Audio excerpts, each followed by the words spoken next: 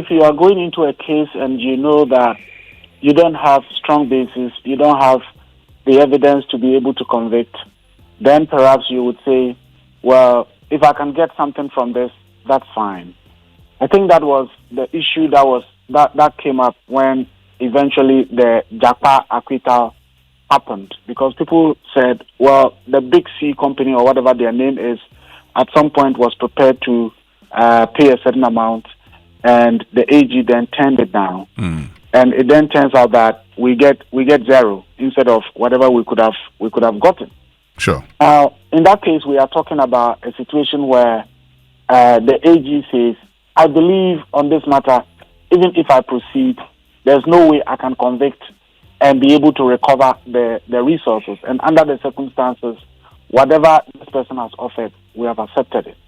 But if you look at the letter yesterday, that's not it. It concludes by, as Martin was saying, it concludes by saying that this is not to say that there was no wrongdoing. And I'm happy that someone like Martin was part of the oral committee. And oral, we were told, is Operation Recover All Loot. I don't think it was Operation Recover Partial Loot. And I think if we are going by it this way, as I said yesterday, if I misappropriate 100 million cedis or something, to that effect, and then in the end, I know that the system is said that if I put forward even not 60%, but 70% of whatever has been taken, then I'm going to do away with the 30%. So the example that I said, if it involves 100 million, and I know that if I manage to give out 70 million, I can keep the 30 million CDs for free.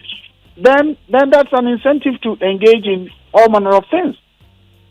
National service, the AG tells us that the amount involves over 500 million. Assuming we are told tomorrow that the people involved have agreed to maybe bring forward recoveries to the tune of 70%, and therefore they should go away.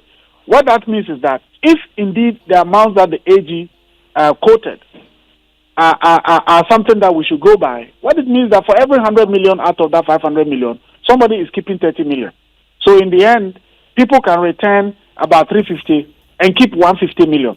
If I stole or I misappropriated state funds, or if I'm in charge of state money, and today I decide to use it to build 100 estate houses, in the end, when I am caught, all I do is make sure that I'm able to present about 70 of these houses, or even if I want to go high, I can present about 80 of these houses to the state.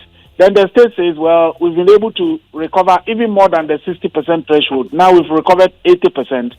Now I keep 20 houses to myself. Is that the kind of country we want to build? So that it is okay to steal or to loot or to misappropriate. If you are not caught, you go away with it. If you are caught, you refund 60 or 70%, and then you keep the rest. Is that the country? I mean, is that why we are involved in all this fight against corruption and so on and so forth?